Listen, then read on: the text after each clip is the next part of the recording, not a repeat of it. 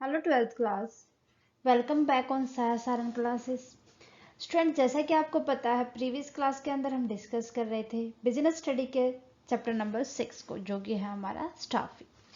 Students, last 2 classes के अंदर हमने डिस्कस किया था स्टाफिंग क्या होता है और उसके बेनिफिट क्या क्या होते हैं। एंड लास्ट क्लास में हमने डिस्कस किया था कि जो स्टाफिंग होता है उसको हम as a HRM means human resources management लेके चलते हैं। और वो ह्यूमन रिसोर्सेज मैनेजमेंट होता क्या है, ये थी पिछली क्लास की बात। सो अब की बात अगर हम करें स्टूडेंट्स, आज हम डिस्कस करेंगे प्रोसेस ऑफ स्टाफिंग, जो कि बहुत ही इंपॉर्टेंट है। इसके ऊपर क्वेश्चन आने की संभावना बहुत ज़्यादा रहती है स्टूडेंट्स।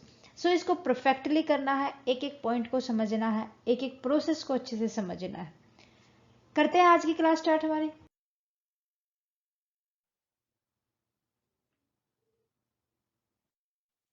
ये है स्टेप स्टूडेंट्स प्रोसेस के अंदर, स्टाफिंग की प्रोसेस के अंदर। पहला स्टेप है मैन पावर प्लानिंग, दूसरा है recruitment, selection, placement and orientation, training, development, promotion, transfer, appraisal, remuneration. ये सारे के सारे प्रोसेस के अंदर स्टेप हैं। हम एक एक को करके अच्छे से डिस्कस करेंगे। देखते हैं। फर्स्ट प्रोसेस है हमारी मैन पावर प्लानिंग।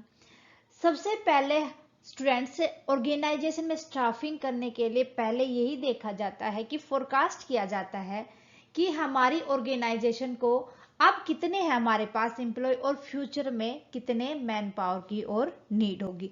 इसके अंदर ओनली फोरकास्टिंग की जाती है। स्टाफिंग के अंदर फर्स्ट स्टेप के अंदर देखा जाता है कि हमें कितने और एम्प्लॉयज को चाहिए।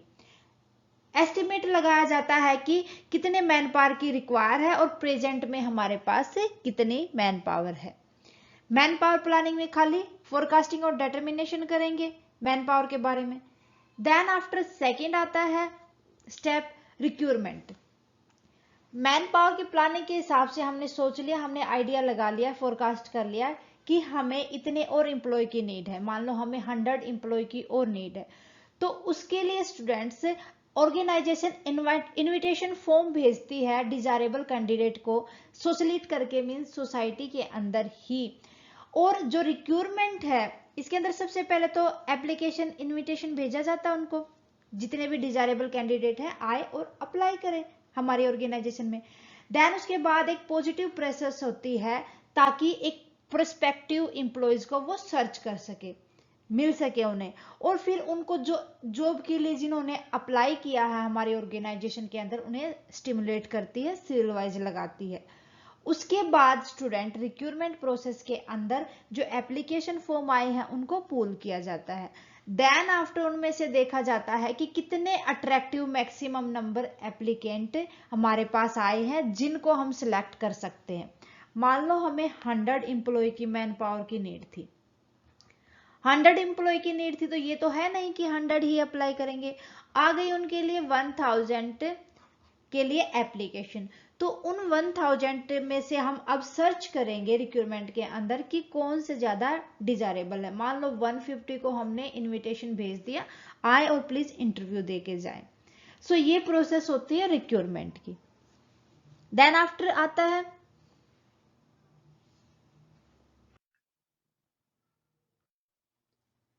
फिर थर्ड प्रोसेस आती है सिलेक्शन, कि हमें इतने मैन पावर की नीड थी, हमने इतने को रिक्वायरमेंट के लिए इतने को एप्लीकेशन भेजा है। अब उस एप्लीकेशन में से हम सुटेबल कैंडिडेट को फाउंड कर लेते हैं कि हाँ ये सही है कैंडिडेट, फिर उसको हम सिलेक्ट कर लेते हैं। जो सिलेक्शन होता है स्टूडेंट, वो स्क्रीनिंग स्टेप होता है स्टाफिंग के अंदर, कि जितने एप्लीकेशन आए थे उनमें से जो बेस्ट था, जो राइट जॉब के लिए सही था, जो हमारे पास हमने नोटिफाइड किया था उनको कि जितनी रिक्वायरमेंट थी बाय एजुकेशन क्वालिफिकेशन, सो अगर उसने प्रॉपर कर दी तो उसको हम सिलेक्ट कर लेते हैं। सिलेक्ट के अंदर स्क्रीन आउट किया जाता है सिलेक्शन के टाइम पर। स्क्रीन आउट करने के बाद स्टूडेंट इस प्रोसेस के अंदर हम जितने भी अनप्रोमाइजिंग कैंडिडेट थे उनको एलिमिनेट कर देते हैं, हटा देते हैं, और उनमें से जो बेस्ट था उस एप्लीकेशन पूल के अकॉर्डिंग उसको पिक कर लेते हैं, उसको सिलेक्ट कर लेते हैं। हाँ भाई आप सही हो तो आपको जॉब दी जाती है। After the selection fourth process आती है प्लेसमेंट एंड ओरिएंटेशन। हमने सिलेक्ट कर लिया 100 के 100 कैंडिडेट को, अब उनको जो उनकी जॉब है ना वो उनको प्रोवाइड कर देंगे, उसको वहां पर अपॉइंट कर देंगे। आफ्टर सिलेक्शन क्या होता है, अपॉइंटमेंट होती है। जो प्लेसमेंट होती है स्टूडेंट, प्लेसमेंट होती है कि right putting right man on the right job, सही जॉब के लिए सही बंदे को फिक्स करना, पुट करना। It mean putting the appointment employee on the job for which he selected, कि जिसके लिए उसको सिलेक्ट किया था ना उसके उस जॉब पे उसको काम पे लगा देना। देन प्लेसमेंट के अंदर ही होता है ओरिएंटेशन। कई बार स्टूडेंट इसको नेक्स्ट स्टेप भी लिख देते हैं, कई जगह आपने देखा होगा कई बुक्स में ओरिएंटेशन। प्लेसमेंट कर दी भाई हमने, हाँ भाई यू आर सिलेक्टेड और आपको का ये काम है। फिर उसके बाद स्टूडेंट ओरिएंटेशन के अंदर जिस बंदे को हमने सिलेक्ट किया है, जिस एम्प्लॉय को सिलेक्ट किया है उस जॉब के लिए, उसको इंट्रोड्यूस करवाया जाता है कि आपका ये काम है। इंट्रोडक्शन तो हर किसी को बताया जाता है, हाँ भाई ये आपका कैबिन है, ये आपको काम करना है, and this is your files and checkout. So ये सारे के सारे कि उसको फैमिलियर करवाना उसके काम से, उसको इन्वायरमेंट से रूबरू करवाना कि हाँ ये काम है, ये सब आता है ओरिएंटेशन के अंदर। ओके, नेक्स्ट देखो। उसके बाद 6th स्टेप आता है स्टूडेंट ट्रेनिंग देना। भाई हमने जो एम्प्लॉय था उसको सिलेक्ट भी कर लिया, प्लेसमेंट भी कर दिया, उसको उसके काम से रूबरू भी करवा दिया। अब भाई जो उसका काम है, जरूरी थोड़ी ना कि जब वो प्रीवियस जिस ऑर्गेनाइजेशन के अंदर था वहां भी सेम ही होगा। तो यहाँ पर अलग टेक्नोलॉजी के अकॉर्डिंग चेंजेस जो आए हैं उनके लिए उसको ट्रेनिंग दी जाती है फॉर सम टाइम। तो ये सब होता है अपॉइंटमेंट के बाद, कि आपको जो पर्सनल प्रोग्राम्स है उनके लिए जो ट्रेनिंग होती है वो न्यू कमर के लिए, जितने भी न्यू कमर होते हैं वो, ताकि रूबरू हो सके अपने काम से और उस काम को थोड़ा सा सीख सके कि यहाँ पर कौन सी टेक्निक को यूज किया जाएगा, रैपिडली टेक्निक जो चेंजेस आई है। तो इसलिए उसको नीड होती है ट्रेनिंग की, ताकि वो उस काम को अच्छे से इंक्रीजली रिकॉग्नाइज कर सके और न्यू डेवलपमेंट के लिए प्रिपेयर हो सके। क्लियर है। नेक्स्ट 7th स्टेप आता है स्टूडेंट डेवलपमेंट। डेवलपमेंट की अगर बात करें तो जो एक साउंड स्टाफिंग पॉलिसी होती है ना उसके अंदर डेवलपमेंट बहुत ही जरूरी होता है।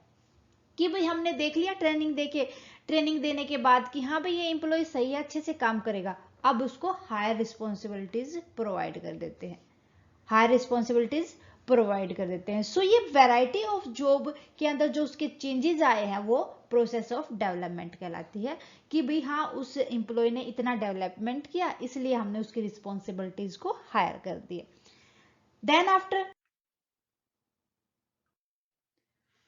नेक्स्ट फिर आता है हमारा 9 नंबर पे step promotion. Promotion employees upgrading of an employee to the higher position. यहाँ पर भाई हमने देखा कि अच्छे से डेवलप किया है एम्प्लॉय ने आफ्टर ट्रेनिंग और वो अपने काम के अंदर अच्छा है, तो उसकी रैंक बढ़ा देंगे, उसको प्रेस्टाइज कर देंगे, उसका स्टेटस बढ़ा देंगे।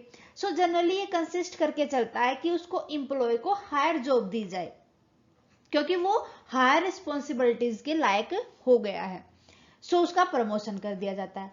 आफ्टर दैट ट्रांसफर पॉइंट आता है कि किसी भी एम्प्लॉय को मूवमेंट करना one job to another without increase in pay, status और रिस्पॉन्सिबिलिटीज, कि हमने ना तो उसकी रिस्पॉन्सिबिलिटीज को बढ़ाया, ना उसकी पे बढ़ाया और ना ही उसके स्टेटस को बढ़ाया।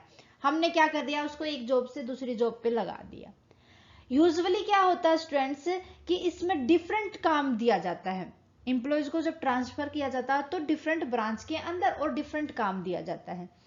कई बार क्या होता है कि जो ट्रांसफर होता है एक ऑर्गेनाइजेशन के अंडर भी होता है, एक डिपार्टमेंट से दूसरे डिपार्टमेंट के अंदर उसको ट्रांसफर कर देते हैं। ओके, नेक्स्ट स्टेप आता है स्टूडेंट अप्राइजल।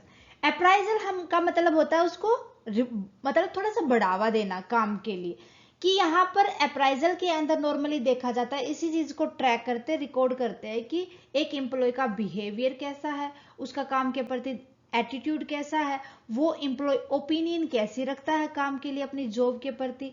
सो ये सारी की सारी चीजें रिकॉर्ड की जाती हैं अप्राइजल के अंदर।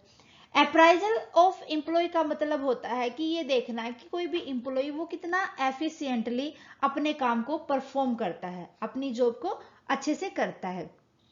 ये सारे की सारी चीजें जो अप्राइजल के अंदर आती हैं वो किसी भी एम्प्लॉय के एप्टीट्यूड और उसकी जो क्वालिटीज है, जो उसके काम करने का ढंग है, तरीका है, सो वो सारी की सारी चीजें अप्राइजल के अंदर आती है, अप्राइजल के अंदर आते हैं।